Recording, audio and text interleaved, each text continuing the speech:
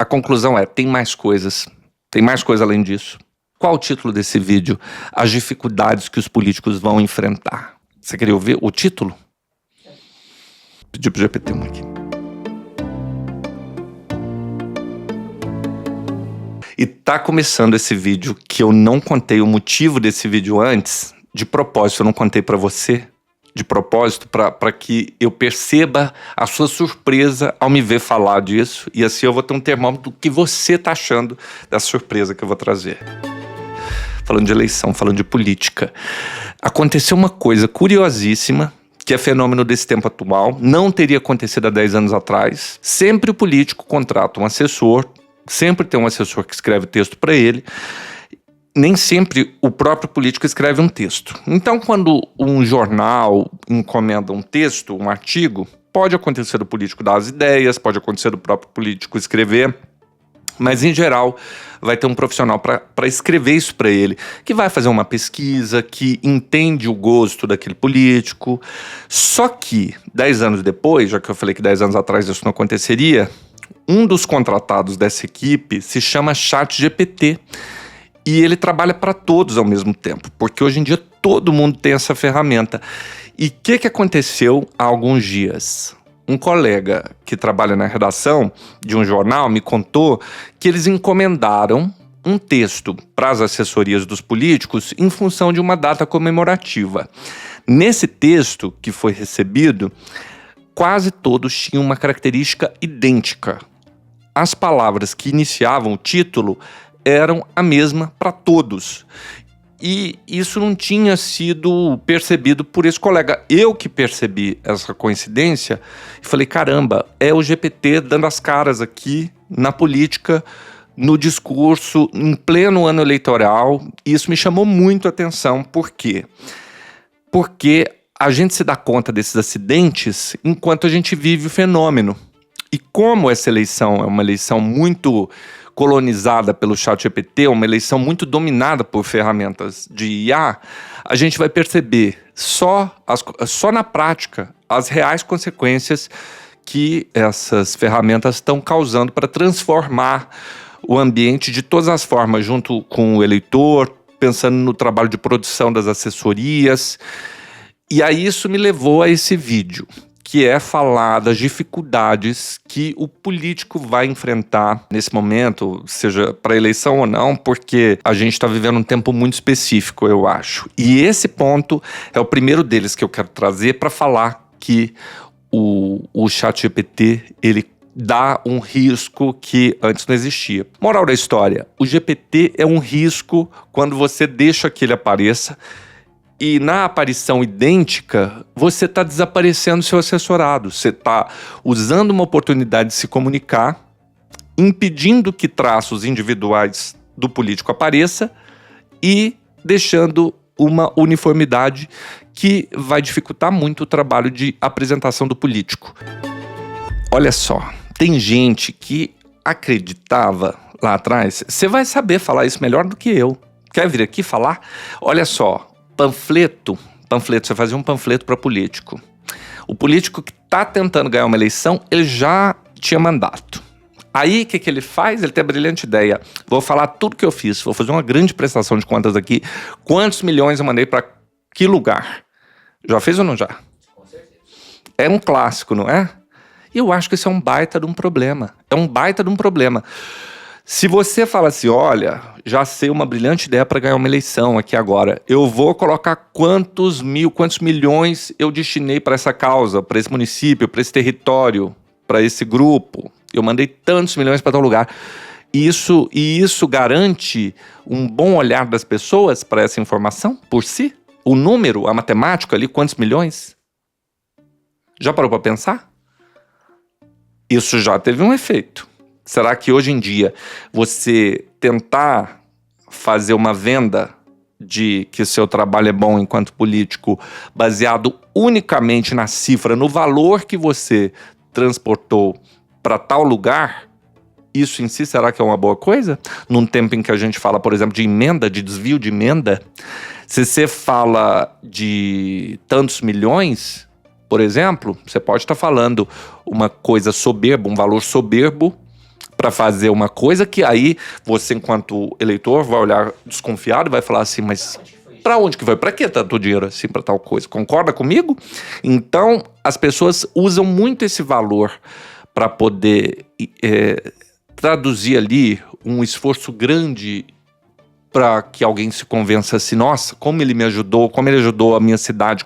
Enquanto, na verdade, isso pode alertar a pessoa para uma desconfiança. Será que ele pegou quanto desse dinheiro, por exemplo? Concorda?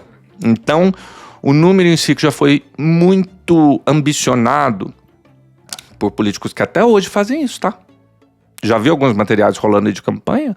Tem material insistindo. Prestação de contas não é a melhor publicidade, pensando numa campanha eleitoral, se não tiver o cuidado de explicar mais o ganho da pessoa do que o valor que se mandou, porque o número em si não fala apenas algo de bom para o cidadão, que muitas vezes acredita no desperdício do dinheiro público ou no mau uso desse dinheiro, com, por exemplo, denúncias de desvio que não param de aparecer. Ainda que eu não esteja falando que todo recurso que foi entregue para alguma coisa não foi desviado, não estou falando isso, estou falando isso? Se eu estiver falando, então você já disse que não é, entendeu?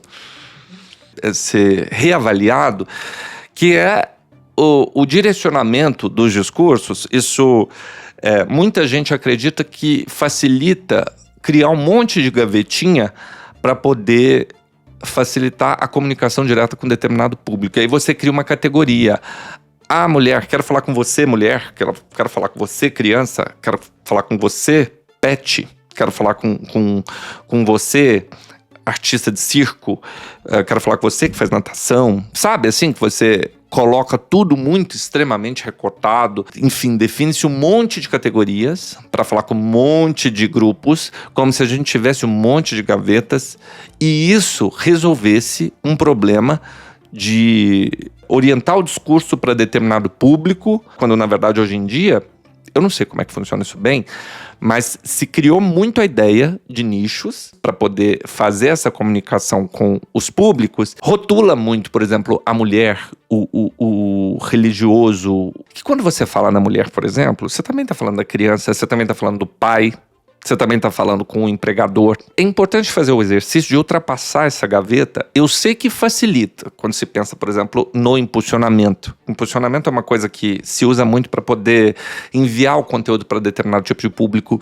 Mas há um pouco de inocência nessa ideia de que eu estou gravando um vídeo ou emitindo um discurso recortado para tal público, sem imaginar que ele seja visto por outros tipos de pessoas que não condizem com aquela palavra que você está falando ali, ou então com a forma que esse discurso vai ser repassado por quem viu. Eu acho que se intensificou muito os recortes sem pensar de uma maneira mais complexa no discurso para quem está falando, porque nichar ele muito, ele pode inclusive causar dificuldades para você fazer interlocução com outros públicos. Isso que eu falei faz sentido para você? É porque antigamente se falava pro geral, depois se recortou. E agora o que eu tô falando é que talvez esse recorte ficou extremamente estanque. E aí chegou-se ao ponto de que as comunicações das campanhas, elas criaram uma ideia de que você consegue preservar um discurso para um público sem que os outros vissem, como se fosse isso, entendeu? A gente sempre pensa em como fazer um político ganhar, mas a gente precisa fazer no que faz um político perder espaço, pensando numa disputa de eleição, porque a contabilidade dos erros dos adversários, por exemplo, às vezes impulsiona o seu candidato sem que ele tenha exatamente o mérito da vitória. Às vezes é a derrota do outro que faz o político tal ganhar. Às vezes o político ganha uma eleição, ou às vezes o adversário dele perde, por isso ele ganha. Compreende a diferença? Então, essas dificuldades que vão se apresentando aí na política em função, por exemplo, do tempo que a gente vive, transformando as coisas de quando eram de outra forma, com menos tecnologia ou com menos malícia, talvez, da população, do eleitorado, menos uso de rede social, essas coisas vão transformando a mentalidade das pessoas e isso altera, obviamente, o efeito das coisas que se faziam antes e que agora, se copiadas, elas podem não trazer os mesmos resultados, inclusive um efeito contrário. Antigamente existia outro tipo de comportamento que é assim: o político contratava uma equipe, ele vai ser candidato e ele contrata uma equipe. E ele presume que, contratando essa equipe, ele tá ganhando de brinde o quê? Um voto. Aliás, um não. Ele tá ganhando o voto de toda uma família. Ele contrata alguém para balançar uma bandeira. Isso acontecia muito no passado. E as pessoas eram contratadas para balançar uma bandeira no sinaleiro. E eles achavam que a soma de pessoas daquela família significava o número de votos. Logo, que você vai naturalmente atrair a família dele. E que ele acredita que automaticamente vai ser contratado futuramente. Acabou isso. Acabou. As pessoas, elas já entenderam que prestar um serviço cobra um valor e o voto que ela dá para quem quer que seja é outra história. Tem a ver com o que ela acredita, tem a ver com, enfim, com um universo de coisas que não pode ser reduzido a quanto ele recebe ali para trabalhar numa campanha. Contratar aquele funcionário, contratar aquela equipe, automaticamente ele vai ter voto, ignorando eles, sem conversar, sem procurar cativar, conquistar. Não dá para falar para pedir voto, porque ninguém tá pedindo voto, mas eu não tô pedindo voto, eu não tô candidato a nada. Então, assim, ele vai ter que conquistar aquele voto. Enfim, é preciso conquistar, inclusive, o seu funcionário, o seu auxiliar, aquela pessoa que está contribuindo, participando da sua equipe. Um último ponto para a gente encerrar essa conversa, que eu não vou conseguir esgotar todas as dificuldades de todos os políticos, tem a ver com uma coisa que é óbvia, uma coisa que todo mundo sabe, que não existe mais, no geral, não consigo pensar num político que não esteja nas redes sociais. Você consegue pensar em algum? Existe algum político fora das redes sociais hoje? Existe gente fora da rede social. Mas eu acho que se tornou agora uma coisa obrigatória a presença nas redes. Agora, a presença nas redes também não pode ser vista como apenas se criar uma espécie de panfleto digital para colocar uma foto ali do cara com uma legenda, passa um pouco, você coloca uma mensagem de autoajuda ali do cara, coloca uma bandeira e vai embora. Você tem que estar nas redes sociais, isso é um mandamento obrigatório hoje na política, e estar na rede não significa ocupar a cabeça da pessoa, porque a rede social também não é um espaço exclusivo do político, diferente do horário eleitoral gratuito, que você vai ver o candidato A, o candidato B, o candidato C, o candidato D. Beleza, nos 15 minutos. A rede social, se a gente for comparar com o horário eleitoral gratuito da TV e do rádio, é como se fosse o candidato A, o vendedor de linguiças recheadas da Suécia, o candidato B, o novo produto para alisar o pelo do cachorro. É que tá todo mundo ali em disputa pela atenção.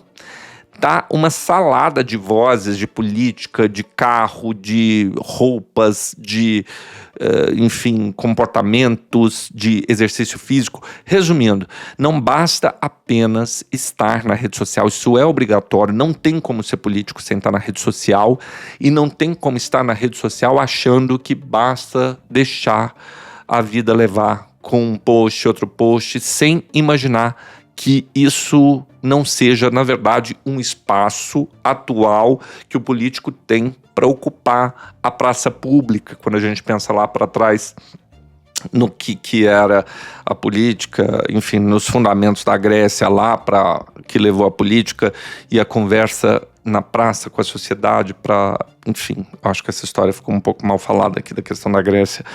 Eu não lembro direito, eu vou confessar. Mas tinha uma coisa assim de polis significa cidade, eu não lembro dessa coisa. É chato, coisa chata, coisa de Grécia, nós estamos no Brasil. Não pode não estar presente na rede, e se tiver, não basta estar de maneira despretensiosa. A conclusão tem mais coisas, tem mais coisa além disso. Você sabe alguma coisa como essa que dificultou a vida dos políticos atual? Qual o título desse vídeo? As dificuldades que os políticos vão enfrentar. A dificuldade dos políticos em 2026. Você queria ouvir o título? Deixa eu pedir pro GPT aqui.